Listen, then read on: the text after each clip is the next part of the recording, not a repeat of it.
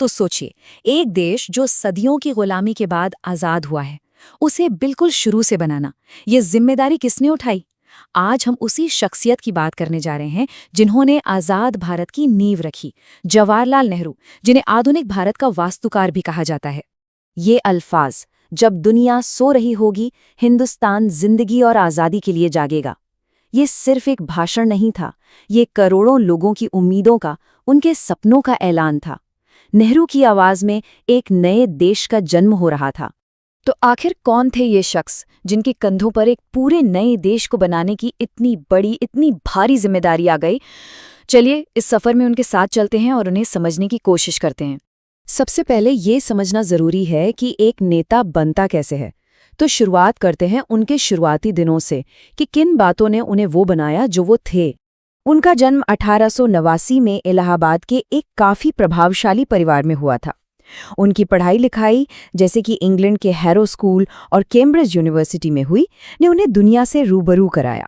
वहीं उन्होंने science, democracy और प्रोग्रेसिव आइडियाज को करीब से जाना, और यही सीख आगे चलकर उनके मॉडर्न इंडिया के विजन का आधार बनी।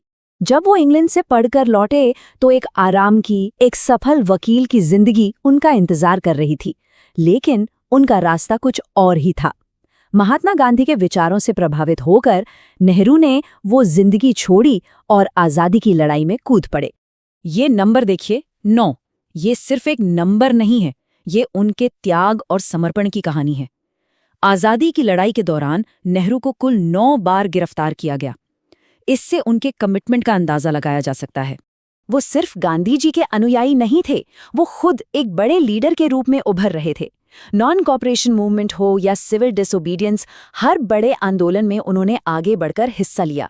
और 1929 में जब कांग्रेस प्रेसिडेंट के तौर पर उन्होंने पूर्ण स्वराज यानी कंप्लीट इंडिपेंडेंस का नारा दिया, वो एक टर्निंग पॉइंट था। 1942 आते आते क्विट इंडिया मूवमेंट के वक्त तक वो आज़ादी की लड़ाई का एक केंद्रीय चेहरा बन चुके थे।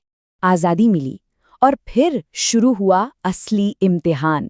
भारत के पहले प्रधानमंत्री के तौर पर अगले 17 साल उन्होंने देश को आगे बढ़ाया। अब देखते हैं कि उन्होंने अपने सपनों के भारत को, उस विजन को जमीन पर कैसे उतारा। एक नए देश को बनाना, सोचिए कितना बड़ा काम है। नेहरू के पास इसके लिए एक क्लियर ब्लूप्रिंट था। उनका विजन 4 मजबूत पिलर्स पर टिका हुआ था, और यही 4 पिलर्स मॉडर्न इंडिया की बुनियाद हैं। तो ये 4 पिलर्स थे: डेमोक्रेसी, इकोनॉमी, साइंस और एजुकेशन, और फॉरेन पॉलिसी। चलिए एक एक करके इन सब पर नजर डालते हैं। सबसे पहले डेमोक्रेसी।